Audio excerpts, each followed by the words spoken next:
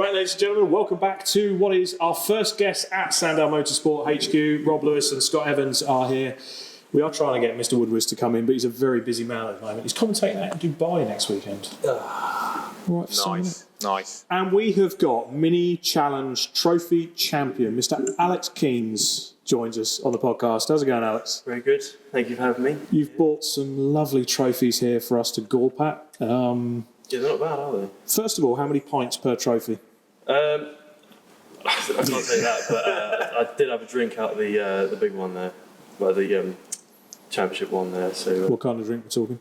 I'm a Coke. Oh, That's what I was happy Not with. bad. That's a good effort. what would your choice be? Ooh, yeah, I mean, I like an IPA, but Of course you would, you posh tosser. they don't taste like soap like everyone says. Only 3/4 of them. yeah. You're not wrong on that one, actually. No, that's fair enough. But Alex, it's great to have you down here in what has been quite hard graft for you, not just this year, but the past couple of years in Mini Challenge Trophy. But I want to take it back because the one thing that I can see about you, it's very much a family unit. Yourself and your dad and your family go racing together, which myself and Scott. Yep. It's the best way sometimes. Absolutely the best way to go racing. It's been hard graft, but doing it with your family, where did it all start? It all started when I was 6 years old. My dad used to do karting in the 90s, and I must have shown some sort of interest in it. I can't really remember, but he basically gave me the option of karting or motocross at 6. Oh, wow, he gave you the choice. Yeah. I think most parents would just be like, no, don't do the motocross.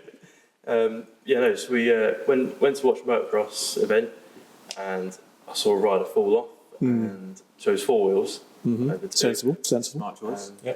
Yeah, and then I think he ended up buying a car off eBay, and then first time on track was at Blackbush, just down the road. Yeah. So that's where it started. And that's where it kind of went from there. So was it always kind of rental karting, or did you buy your own setup? It was our own setup. Yeah, from day one, it was our own setup. We have done rental karting, but only for a bit of fun with like friends and family. But it's all been us. And obviously, we've spoken about the family dynamic. What's it like going racing with your dad? First of all, it's stressful at times. You know, he's obviously one of my biggest fans, but he's also one of my biggest critics at the same time. When I'm not doing something I should be, then he's hot on my heels about it. But he puts a lot of blood, sweat, and tears, and time, and effort, and money into it. I can't complain about that. And I do like that it's my family.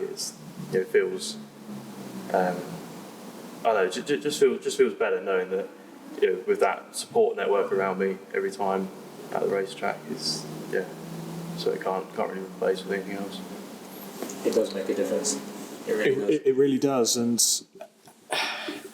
I think just like you said, having the fact that your dad is also your biggest critic at times, I think personally, I've never had to experience that. And Scott, you've had it yourself. How do you manage that relationship through the tougher times as well as through the good times?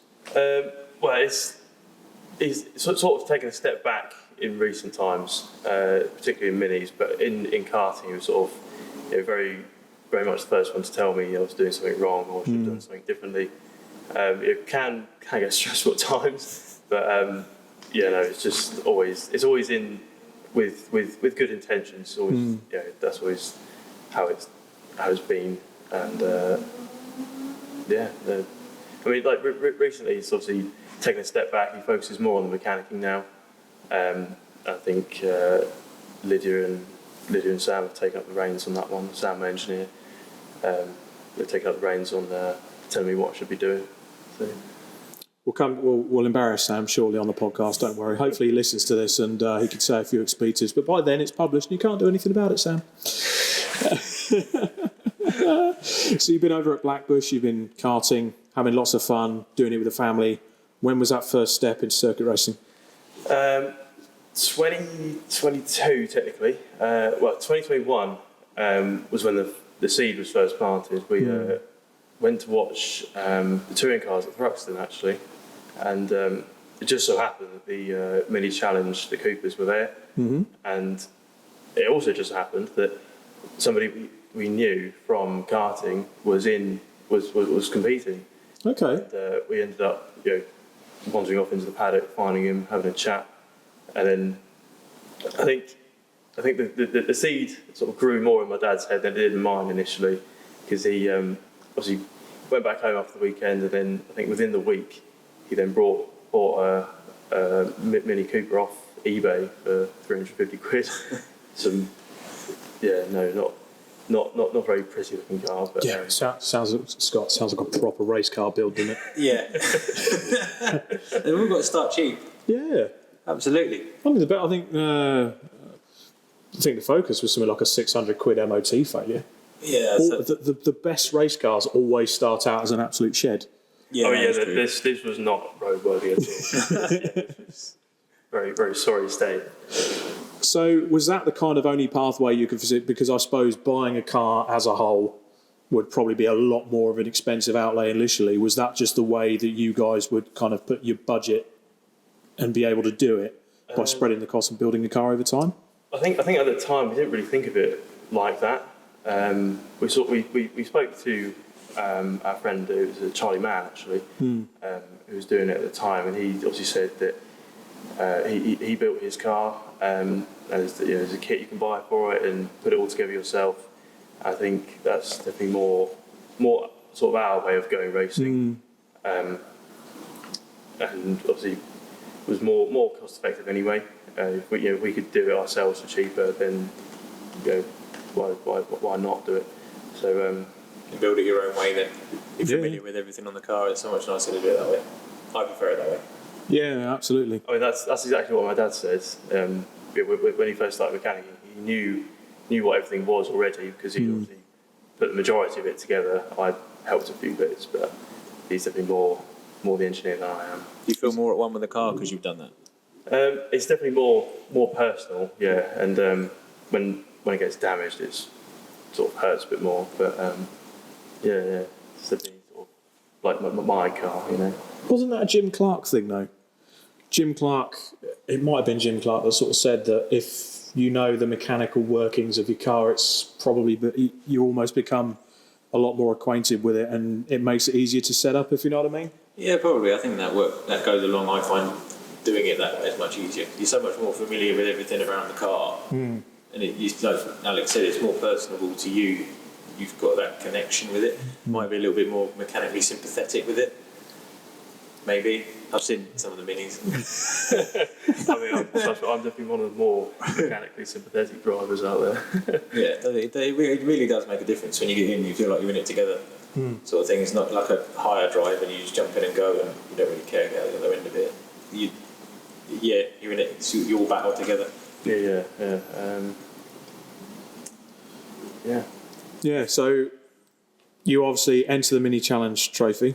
Was it quite an easy choice to go with Graves Motorsport?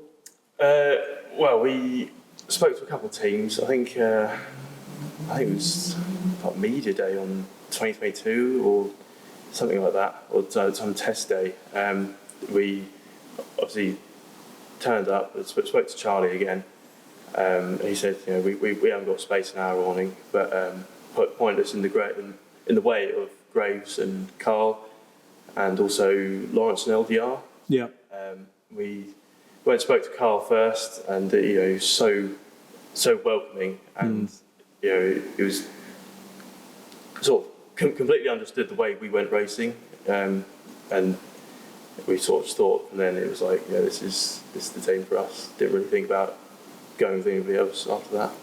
Was there any other thoughts of completely going your own, with your own awning, your own team, your own setup? It'd be cool, but I think the way the championship is, obviously on the touring car package, there's certain things with the awning has to be off a lorry, you have to have flooring, and it's quite a lot of effort for just family run unit. there are drivers that have done it or do it. Charlie was doing that at the time, wasn't he? Yeah, but I think he was sort of splitting it with Paul Manning at the time. Okay. So obviously, just for us, it would be a bit too much. It's a lot of outlay just to. It's a huge amount of outlay, and was that literally the only thing that stopped you doing it? Just literally the outlay and the rules within the total. I think also we'd want to just more sort of focus on going racing rather than setting up and all that stuff. We want to just sort of. It's nice being able to just sort of turn up and your awning already be there. Also, thank you, Drew, for that. So it'd be cool, but I don't think it's something we'd ever sort of try and do. So those first few sort of formative races in the mini challenge, was it kind of right in at the deep end? You knew what you were in for, or was it quite a steep? It was kind of we got sort of nestled into it quite easy, but not through sort of. I mean, our first weekend, we had literally just got the car together. Literally just got it together. Took it for a little test drive.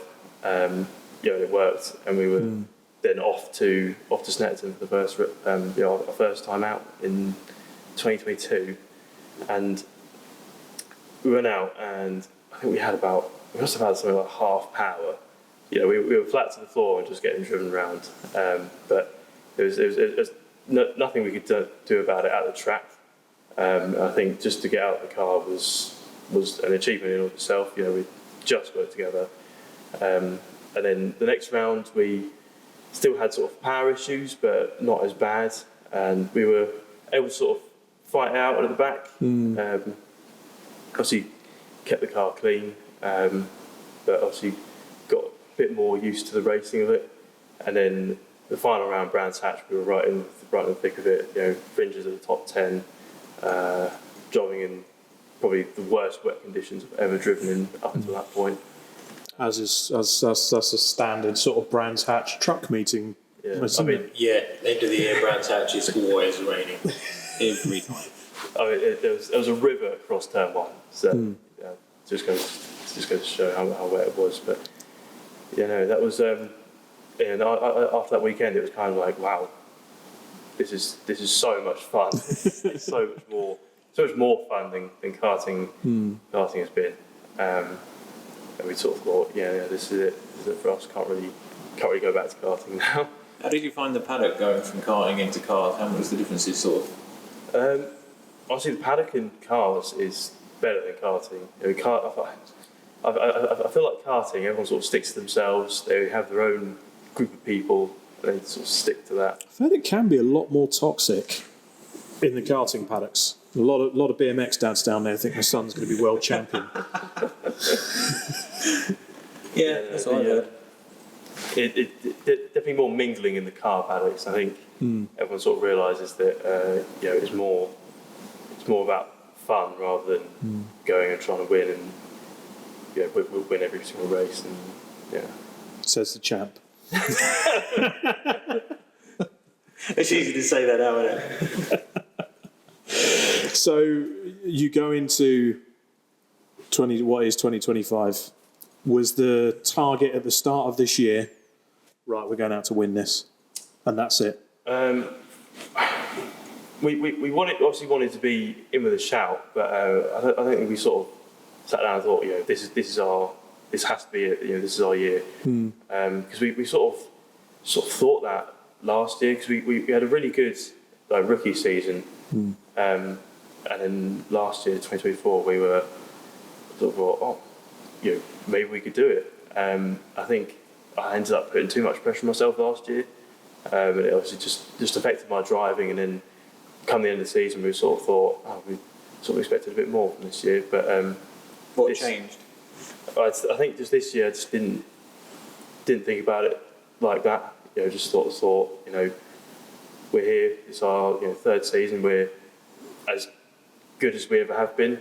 We just got to go out and do it. And something that Sam and Lydia told me all year was just take it one race at a time. Don't think about it. Don't don't worry about what's going on with other people, where they're finishing. Just focus on driving your race every time, and you'll be there at the end of the year. And we just sort of just stuck by that mindset all year, and it's worked out brilliantly for us. Certainly, but so you were obviously looking towards the title as early as 2024 then.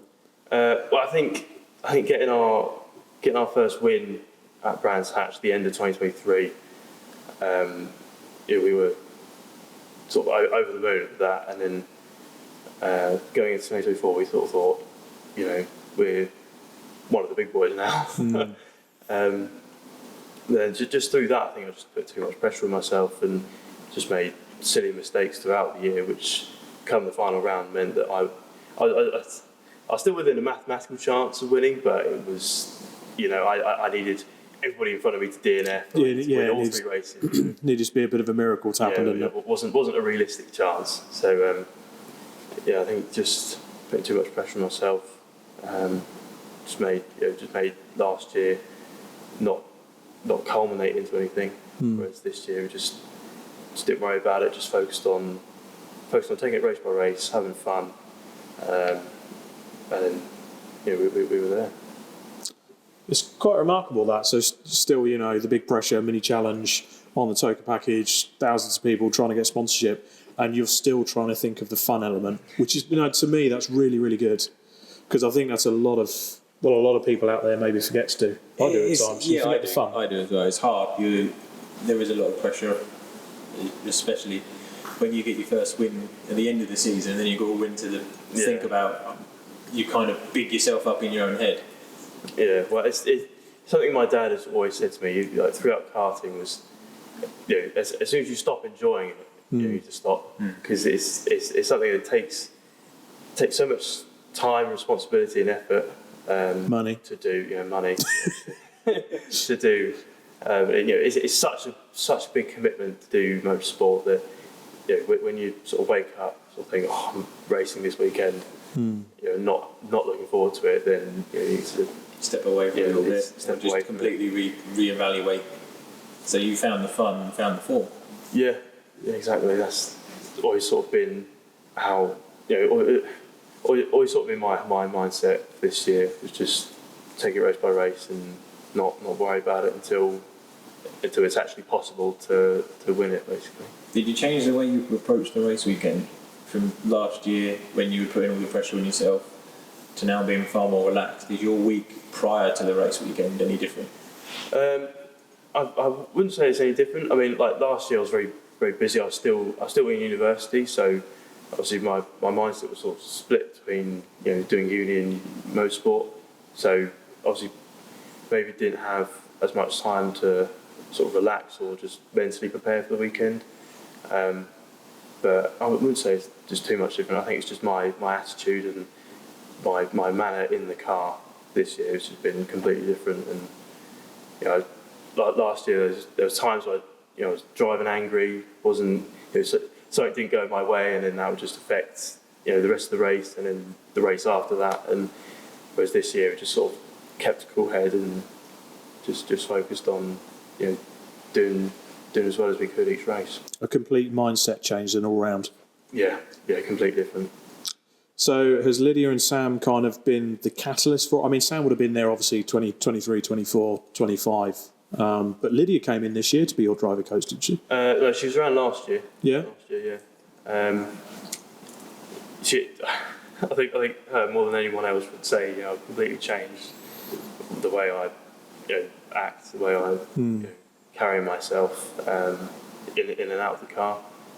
And it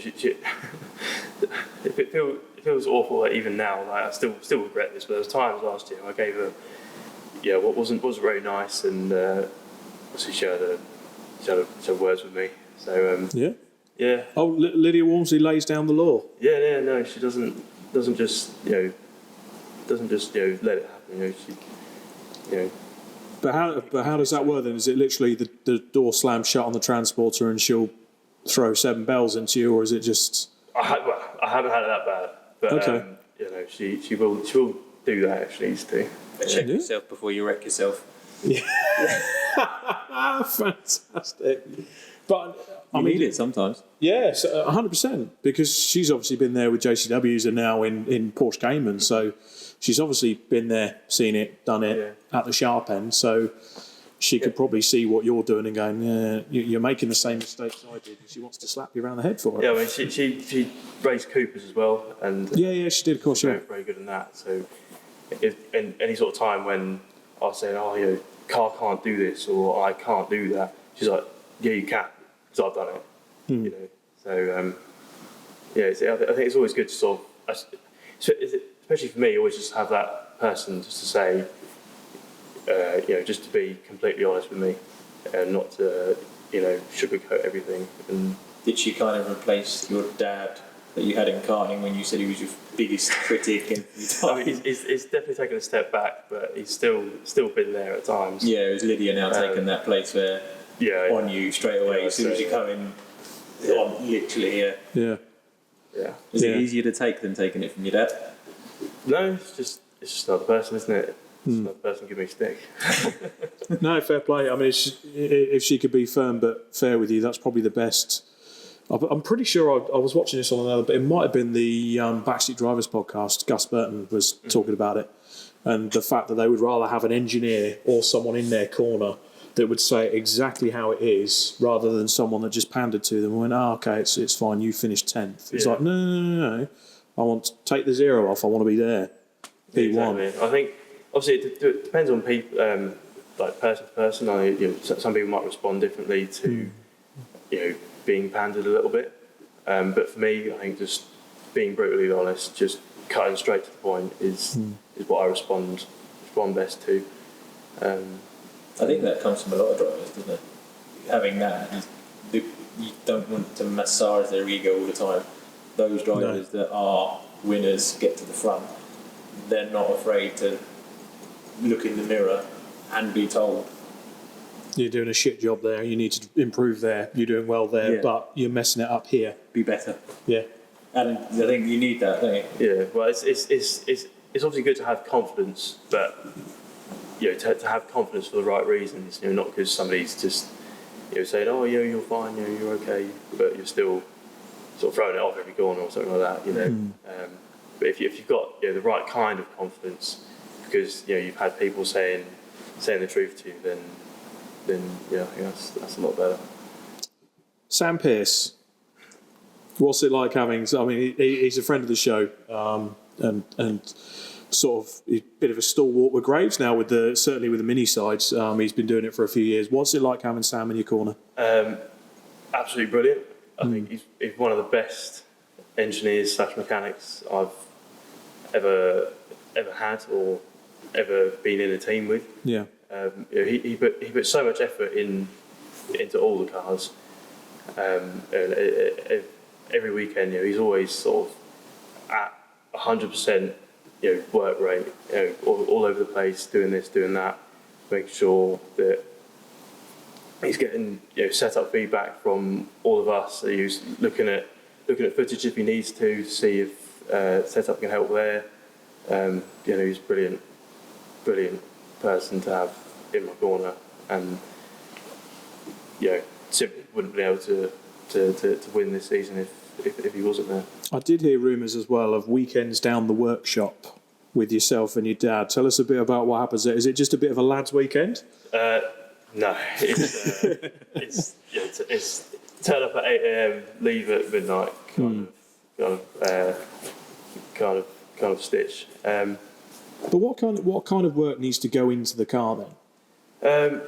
I mean, all sorts. We've been down to the workshop to with a list of things we need to do, and then just checking over the car, we found that bottom ball joints need replacing, or track rod ends. You name it. We've just found it through doing other things on the car that needed to do, and otherwise might have gone unnoticed if we hadn't taken the time to go down to the workshop and look through it all properly. And get a few beers in at the same time. Yeah, the best weekend. Is that something you've enjoyed doing? I don't think there was any beers. No? Oh, not the workshop days, no. Oh dear. Not a workshop beer. No. I'll have to have a word with Sam about that. Although I'm probably getting to... Carl and Dave are probably watching this going, no. Sorry, boys, I didn't mean bad that. Influence from it. Bad influence. I am indeed. But, sorry, Scott, you were saying... You found... Did you do that last year, or was it just this year that you started doing that? We did it on occasions last year, but it's definitely more prominent this year. Previously, we've just had the car on our driveway at home. And it's we do most things, but it's different to having 2 berths lift that you can walk under and see right up into everything. Being semi in the warm as well and under shelter. Yeah, I suppose with the car being on the drive at home, it's out in the elements. Yeah, I mean we've got car cover, but it's no replacement for a solid roof, is it? No. Definitely not. You don't want to be crawling under a car in the frost. Ooh, sod that, not on a winter. You don't look for half the stuff you would do in the warming. You just don't. Get back inside again, wouldn't you? Yeah, you don't give yourself the luxury. You just go, okay, I'll do the bare minimum and go back in because you can't feel your extremities. Yeah. Do you think that gave you the confidence more this year, knowing that you've gone front to back, top to bottom on the car, just knowing the car straight? Definitely sort of like, car is as good as it can ever be. It takes some real bad luck for it to go wrong on us. So, just sort of having that thought that the car is exactly how it should be, just meant I could just focus purely on the driving and didn't have to worry about taking it easy over curbs or anything like that. And you check the car front to back, you don't have to put your trust completely in someone else. Makes a big difference, I suppose. Although to be fair, having Sam in your corner, that is... confidence now. 100%. Just gives you another level. I mean, even with the odd weekend where he stepped in and helped me out with my car, it just gives you such a boost. Yeah. Just having a Mr. Pierce there. It's just like the car just goes faster when he's there. Can't explain it. Just is. Yeah. Oh, superb. Right, I think it's time for a little bit of a break. We'll be back after these messages.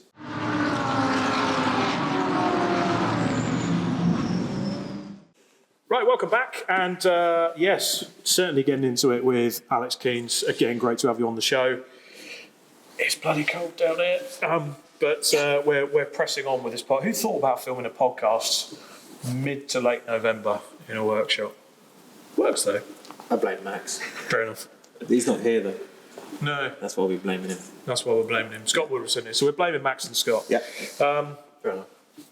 So I mentioned briefly going into 2025, the mindset changes. And throughout the year, you were Mr. Consistency.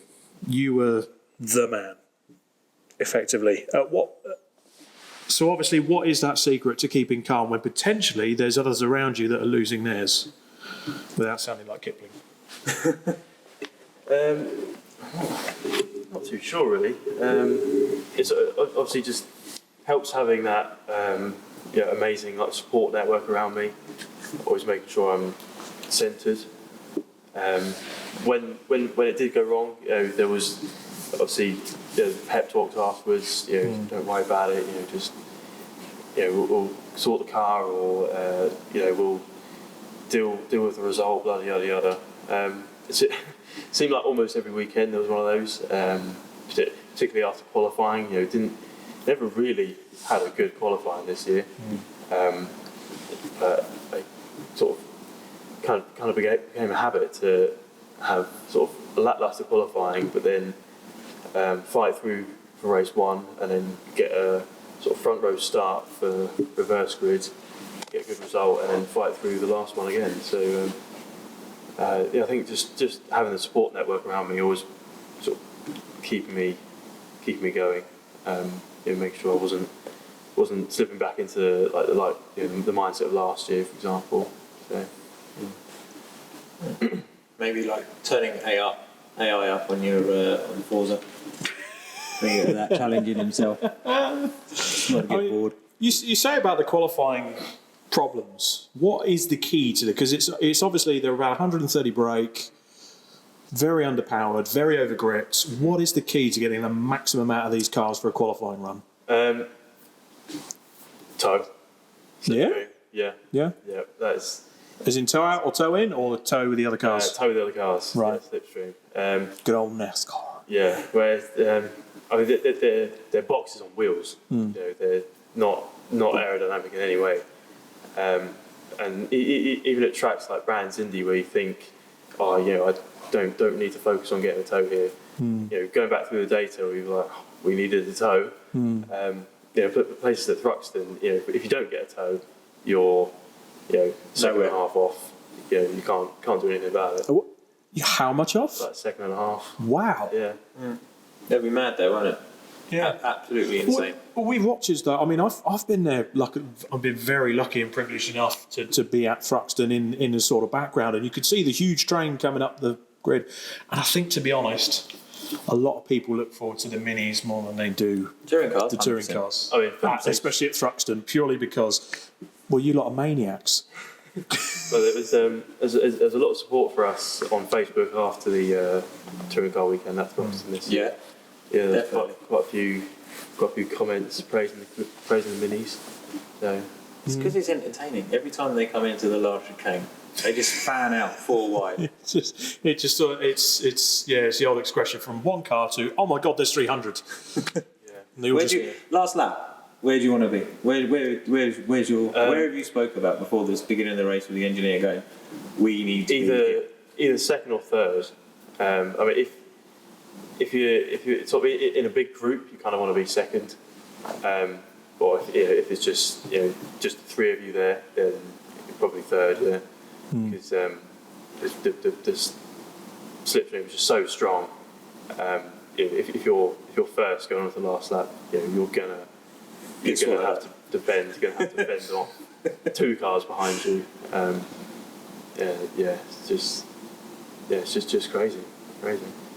But I don't get how you can adjust your mindset. Like, right, I'm going into combat here with 29 other cars, not knowing you could get the best grid position in the world, but you know for a fact that you can finish 29th if you qualify first, or you could finish first even though you qualified 29th. It's similar to NASCAR, though, isn't it? A bit like that. You just get bumped out of the draft, and you are dropping like a stone. Oh yeah, yeah. It's big game of chess. You're constantly thinking 3-4 corners ahead, and thinking about where you want to be, because otherwise, you will just get hung out to dry, and there's nothing you can do about it. Because for us, coming out of the complex at the beginning of that, it's then flat out all the way to the chicane at the end. So if you get a bad run out of that chicane, out of that complex, or you don't have the toe, or you're not quite up behind the car in sort of the Goldilocks zone, then you'll just get dropped off. So, is there anyone in particular you like working with when you're doing that? Like good drafters, the more understanding ones, or the other ones that will just hang you out to dry?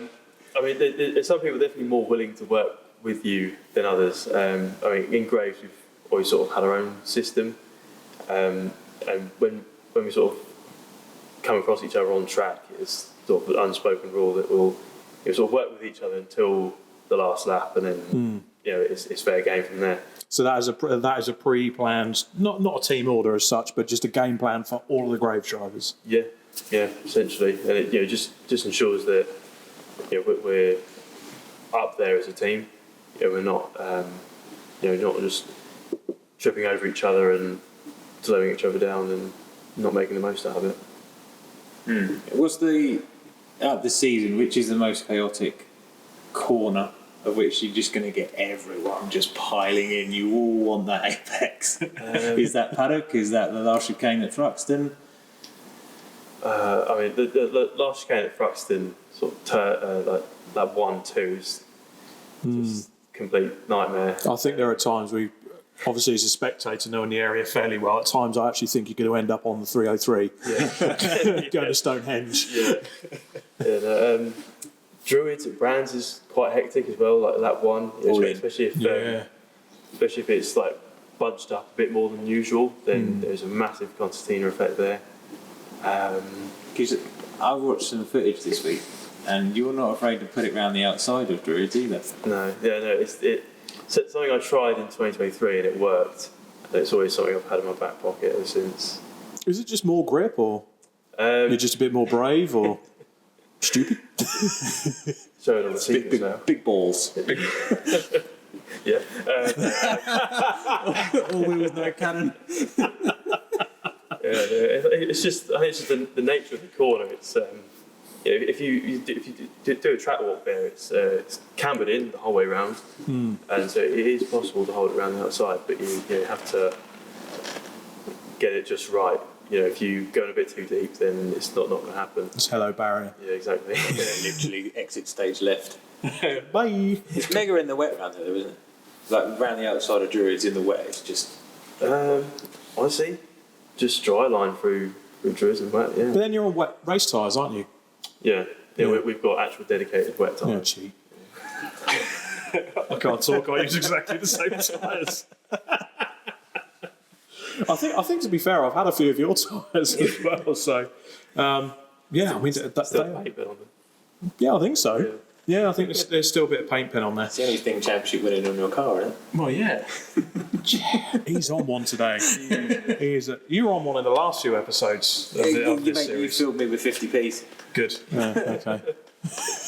I'm going to leave that there. But you were known as Mr. Consistent throughout the season. Obviously, the most chaotic parts aside, at what moment?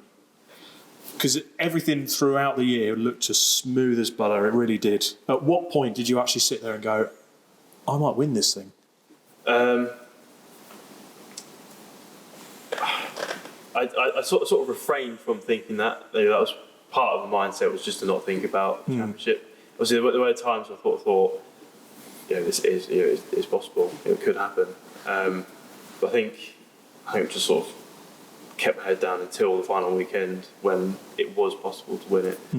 I think Max Coates actually gave me some advice. He actually said, just don't think about it until you can win it. I just tried my hardest to do that this season. I bet you certainly thought about it at the gala when you were drinking out of the trophy. Wasn't thinking anything at that point. Sort of scrambled type. Yeah, you probably thought about it the next morning when the hangover hit. Wasn't that bad actually? No? Yeah, no. If you just down a pint of water, sorts you right out. Yeah. So obviously, He's young, can't you? Oh yeah. definitely. So obviously, after all the title winning and everything like that, what's the strangest thing you've almost been? Obviously you've gained a bit of fame now. You're known as one of the stand-up drivers out there, and with that notoriety becomes, people will want your autograph. What's the strangest thing you've been asked to sign? Nothing strange really. I've had a few hats, a few t-shirts. Yeah. Body parts? Anyone jumped on you and signed this? No comment. If for those people watching at home, we had thanks to Sam Pearce. So come on, tell us the story. If you end up in the doghouse, you can blame me and Scott. It's fine. You never see me again after this, by the way. Okay. Yeah. As, after the championship winning race, I think just the excitement of everything. My wonderful, amazing girlfriend, who's been by my side supporting me all year, asked if I could sign her boobs. Okay. As you do. Okay, fair play. I can. Fair play. I appreciate that. First step onto being Ricky Bobby. Yeah, 100%. Again, it's been so. There was an interview recently with Andy Prio when he said having partners by your side. How understanding has she been this season, and how important has she been to your title-winning season? I think she's been in my corner the whole time. I think obviously goes back to having someone that's just going to tell me straight. I need to sort myself out. Really helps me. And the support that she gives me with racing as well is just can't replace it. It's amazing. Fantastic. When you find one that actually supports you going racing, you don't let them go. No, 100%. 100%. We're very blessed with that. Myself Yeah, we with Kirst, yourself with Tash. It's always find the one that sticks by you, because this sport's nuts. Yeah, it is. I'll still be in the doghouse for that story though. Yeah. That's right. Blame us. It's fine. Oh, yeah, it's our fault. just blame us. We No, blame need to- Sam. Sam's not here. He can't defend himself. No, exactly. Yeah, Well, blame Sam. Blame Sam. Okay, that's all right. You're out. You're absolutely out of the doghouse. The last round actually is quite because it's actually a bit of a personal story between us in terms of sponsorship, which is incredibly hard to find. But you managed to get some backing last round of the season. Fingers crossed it goes into next year. Yeah.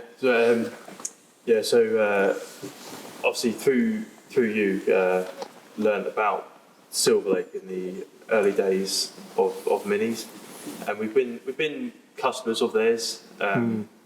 Since 2023, I think. We've had numerous bonnets, numerous windscreens, bumpers.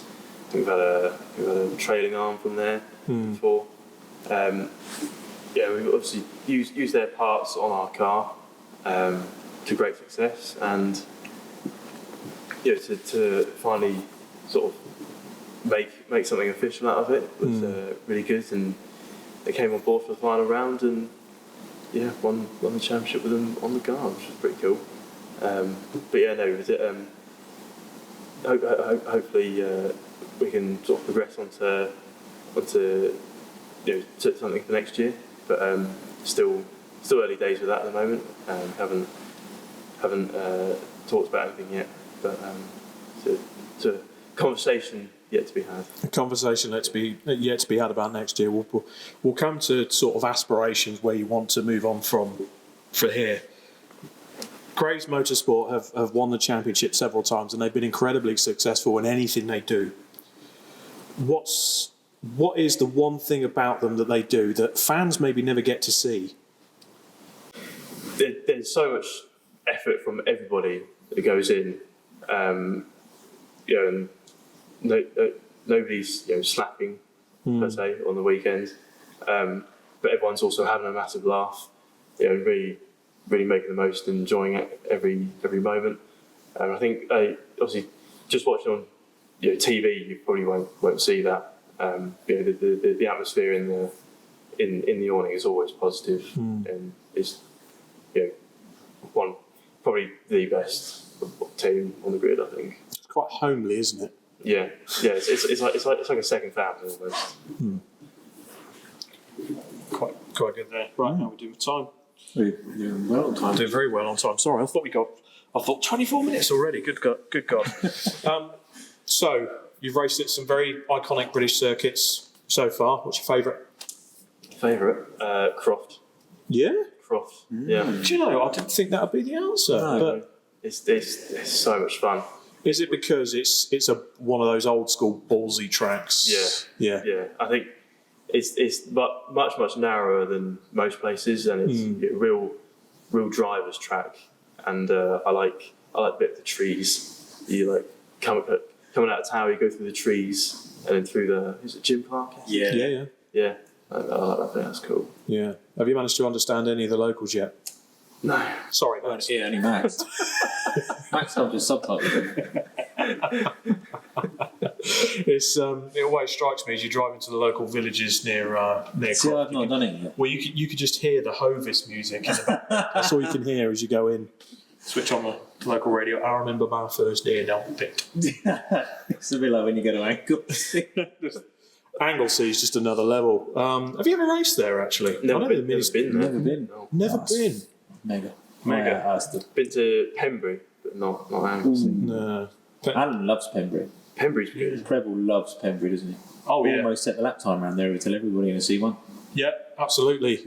Great at civil engineering as well. Fantastic. Tried to move an entire pit wall with a C1.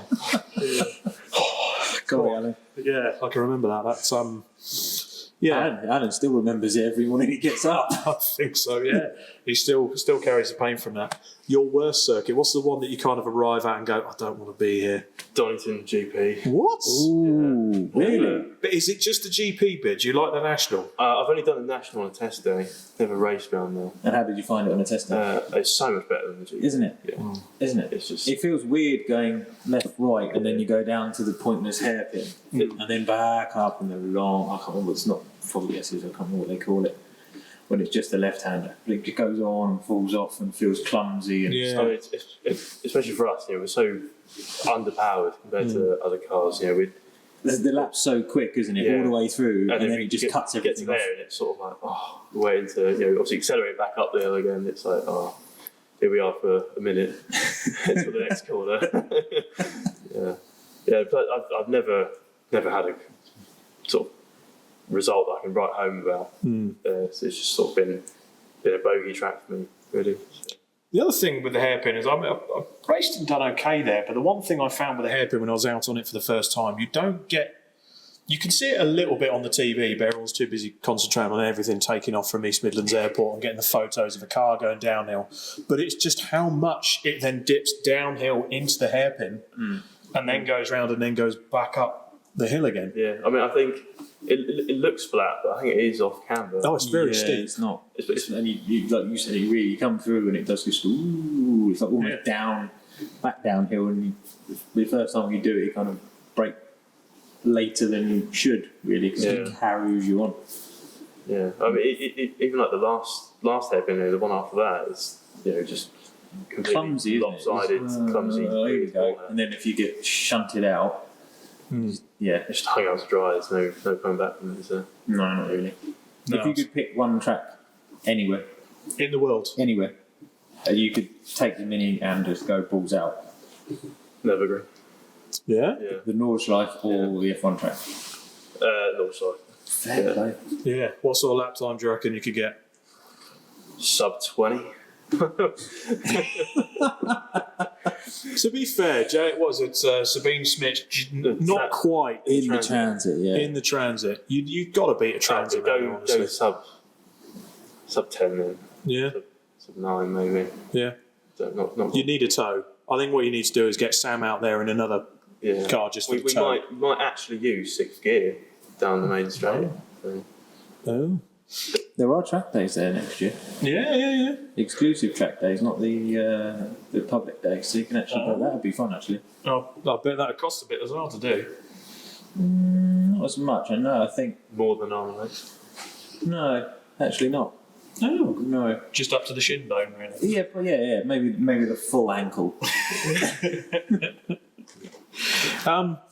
There was a bit of controversy. I mean, we understand if you can't say a lot about this or whatever. We just asked for an honest opinion because that's what we want the show to be about, is opinions and insight. There was a bit of controversy in the paddock. Another team was seen with an issue. What was the story behind that from your view? I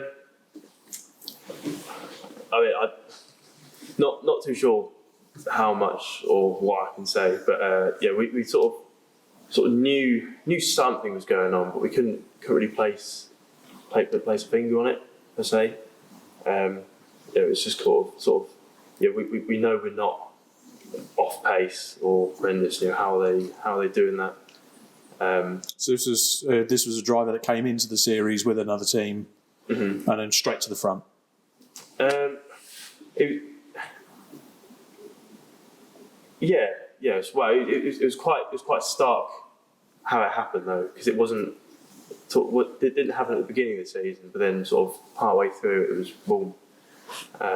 Just jumped another level. Yeah, and it was sort of a level that nobody had really seen. Okay. It was like, obviously you sort of maybe think, but then it was so much so that we were like, can't be. So you're looking at them instead of looking at yourself. It's I'm doing what I should be doing. Yeah, Everyone else around me should be. Obviously looked through the data and everything beforehand and thought, there's not too much more we can get out of here. How are they doing that? And then I think it was, and then we were actually there when actual protest went in. Okay. And then because we were one of the ones being checked. And then they got part of their car confiscated. Okay. And, sort of thought. Yeah, because it was. I mean, for total because it's all. There's been statements released and all sorts, and I know Mini Challenge straight away released a statement, but it was Oliver I'm going to get his name. Algieri. Algeria. Algeria. Yeah, and the Westbourne car. And a lot of statements went out, and it was something to do with the gearbox, right? Yes. Yeah. Yeah. So, from your point of view, you're fighting a championship. Something happens, not within yourself or with the team you're with another team. How does that make you feel? Are you just kind of, do you feel a bit defeated? Do you kind of feel a bit, right, okay, well, I know it wasn't me doing a bad job. There was a reason. How do you kind of sit with it? I mean, sort of just as you said, it wasn't an issue with me. It was something out of my control. Thankfully the championship are quite hot on things like that. And if it is sort of obvious that something is happening, they will investigate it, and that's what happened. And I mean, all sort of credit to him. I don't think he knew about it. And he obviously goes racing differently than we do. We obviously, it's our own car. We work on the car. We know exactly what's going in. He's more of an arrive and drive, so he trusts the team to prepare the car properly for him. So it's a bit different situation for him. But it was just sort of thinking, right, it's not us. Just have to keep doing what we're doing, because it was working. We were still getting good results, still being consistently top 5 as finishing results. Just kept plugging away at it. It's the consistency comes back. Yeah, absolutely. But again, for a balanced view, the team in question did come back and say that the gearbox fault that was checked, it was a third party that they used, and they'd sent the gearbox away for them, and then subsequently, they were seen. They basically put out they were shocked by the findings as well, and disappointed because it was at their hands. It was someone they sent the gearbox to, just for a bit of a balanced view there. But obviously, mid-title fight, it throw things up. It was quite. What sort of times, what if it is just, what if it is just, they are just that quick. But ultimately it wasn't to be the case. Absolutely. Should we take a look towards the next few years then? What is the next step for Alex Keynes? It's the same response that I think everybody gives. Just play the game. I don't know, but I genuinely don't know. It's kind of. What do you want to do? I was looking at Clear Cup GB. Okay. They need some more drivers. Kind of. Well, it's they've canned it now, haven't they? Unfortunately, they just couldn't get the drivers. They couldn't get the cars over to the UK. Yeah, it just kind of came and went, didn't it? I think that would have been like an ideal step up. In terms of car and also budget.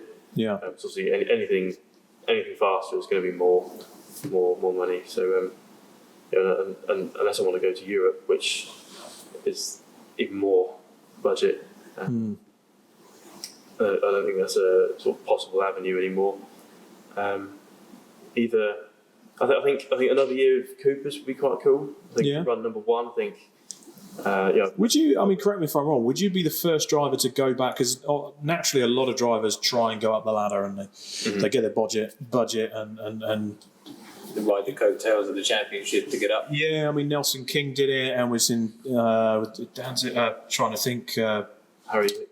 Go up. Yeah, Harry Hickton's gone up, and Dominic Wheatley. Dom Wheatley's gone up. So there's obviously that progression there. But would you really relish trying to go back and fight for that title once again? I mean, in an ideal world, I'd also sort of follow suit and go up with them. But if it came to it, then we wouldn't mind doing another year of Coopers. Obviously, it'd be amazing to move up, and I think after 3 years, it's sort of time to move up. But I think to run number 1, it's not every year that you get to run number 1. I've never run number 1 before. I think that'd be cool, and to try and defend it, do a Dan Zelos split in Coopers, that'd be quite cool. I think. Very, very cool. Very achievable as well. Well, you never know, really. You never know. Well, I think it's time to take a break. I think so. I think I'm due another P15S. Thanks for that lovely coffee. Right, we'll be back after this. Hi everyone, Rob here. I just want to say a big shout out to everyone that helps out with this show. From Mr. Icon himself, Mr. Paul Harvey, from Scott Evans with Sandown Motorsport for providing the beautiful venue for us to record these podcasts, Scott Woodwist for his sports car show and the GT content he'll be coming up with, and Max Coates, who takes time out of his very busy schedule, as well as getting married, to contribute to the podcast. Hopefully we'll see him back in Carrera Cup next year, or who knows, maybe even in the higher echelons. But from me, Rob, it's time to get back to the show. Right, welcome back. And we've talked through a phenomenal 2025. You start from karting at Blackbush up to this point. What you want to go on and do. Now we're going to talk numbers. So Scott, you've got some thoughts on numbers. So be your number one on the car next year, if you go back and race minis. If I do minis, then yeah. Yeah, you're going to run number one for the year. Yeah, that'd be cool. So the 62 you run now, numbers, especially to me, mean something. So where did the 62 come from, and are you ever going to change it and you pick another number, or is that your number now for life? I think it's been my number for life. Had it for quite a few years now. I think we'll just stick with it. Wasn't always 62. I started out, my first car, we never put a number on it. It just had the number that came on it from whoever had it for us. So it was 24. And then we had 31. And then I think when we started racing, it was 52, which is my dad's race number, because we couldn't have 31 at the time. And then it sort of just stuck as 52 for quite a few years until we did, I think it was Little Green Man Championship in karting in 2017. Somebody already had 52, so we then went to 62, and it stuck into that. Just that was it. Just stuck to it. Yeah. Yeah, there's always a story behind it. You never know. You never know. I actually want to sort of cut back to your family, because there was something I overheard. Obviously, you run on the tightest of budgets.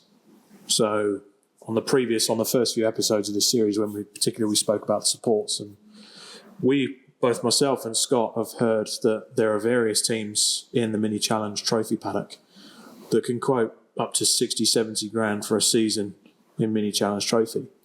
You've won the championship on half of that, right? Yeah. And how on earth do you get that budget together? Because I'm told there's a bit of a story behind it, isn't there? There's a story. Yeah, an inheritance of some sort? Well, yes. So we've always been self-funded out of the kindness of my parents' hearts. Since doing minis, it's been my dad.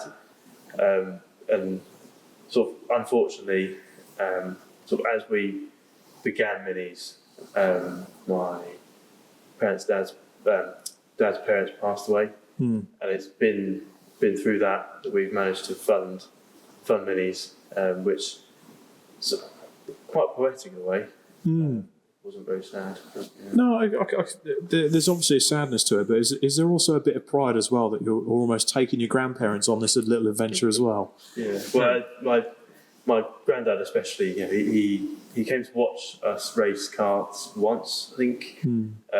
He loved it. He's always asking how it was going, and asking how we were getting on. So sort of take them with me is quite a nice thing, I guess.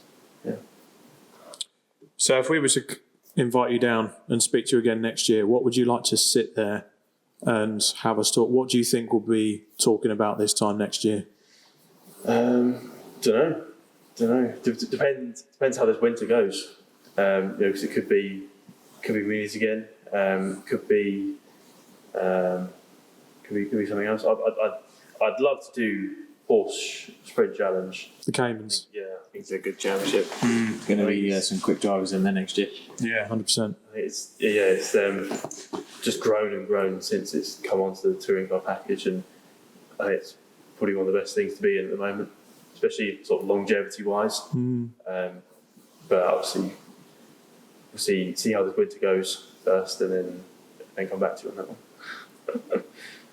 Fantastic. Would you take a lower series? Or do you want to stay in that sort of Toka sort of world? I think staying in the Toka world would be ideal.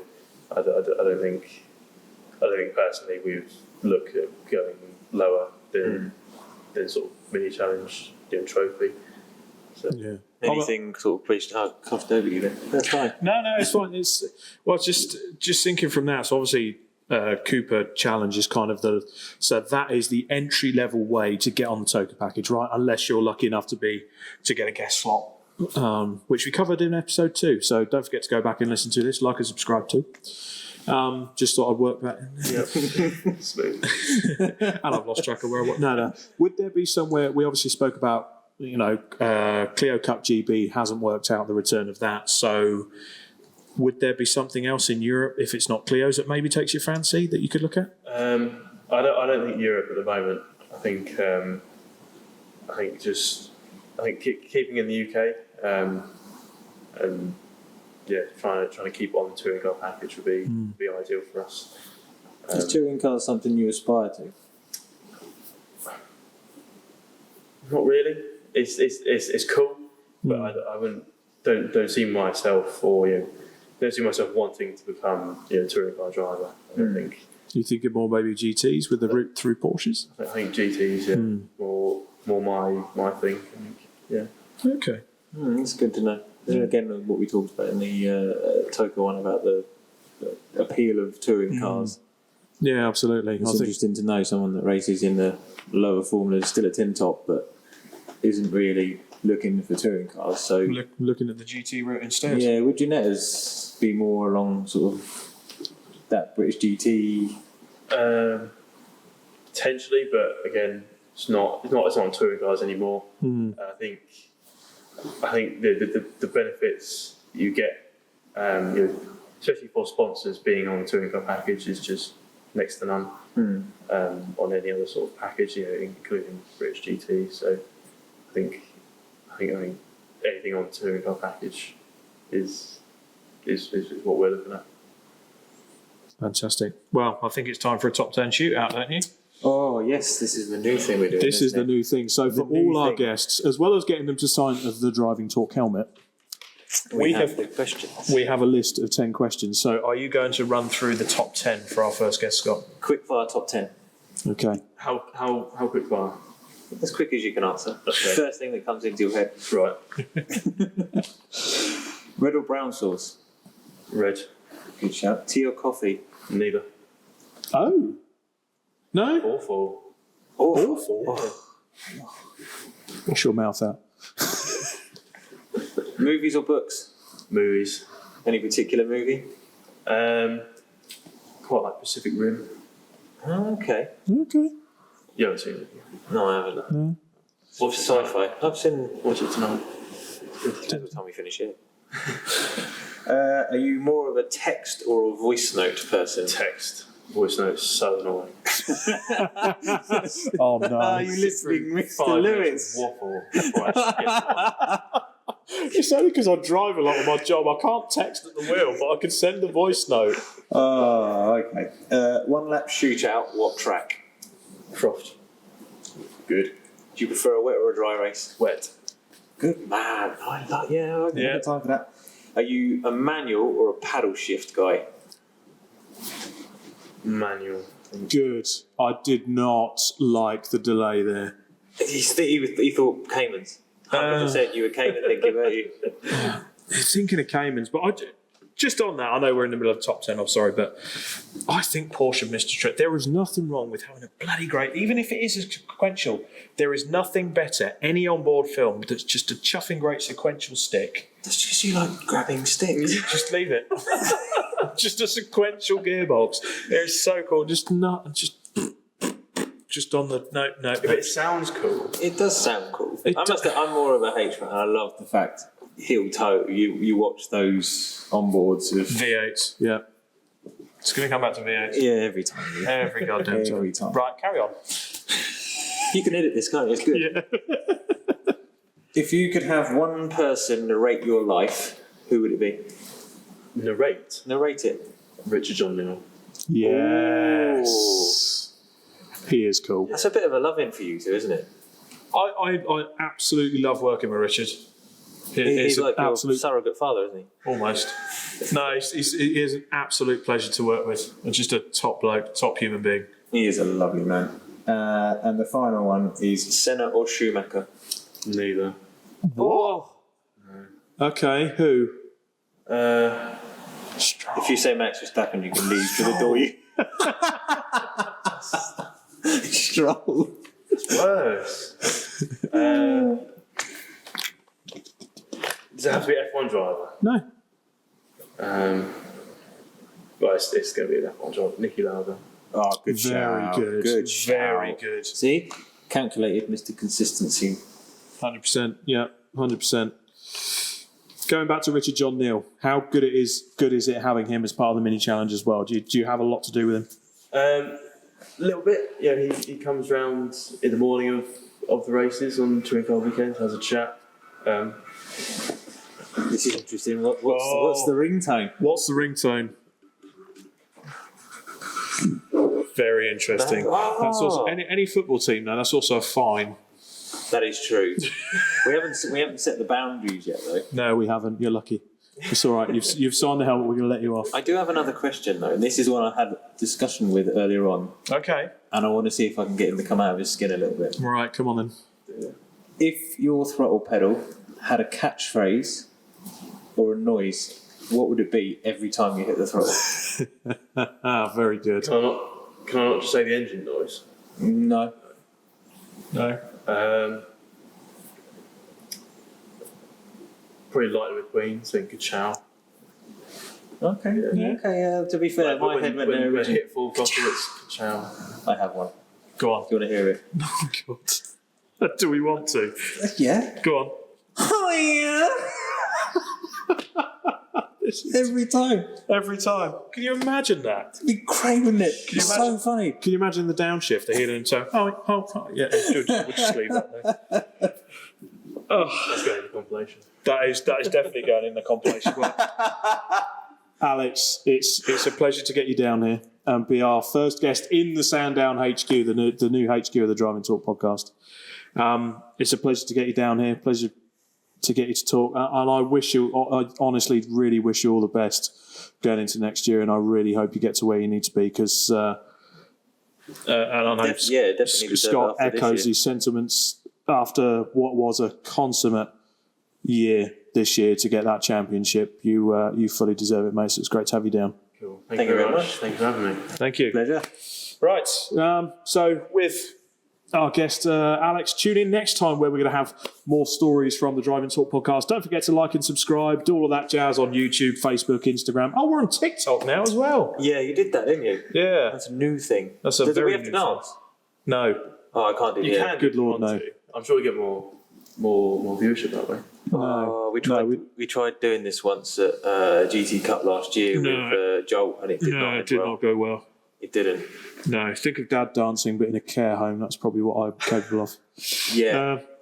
But that's a very chaotic end to the podcast. But from myself, Rob Lewis, from Scott Evans, and from our honoured guest, the champion, Mr. Alex Keane, it's goodbye from now.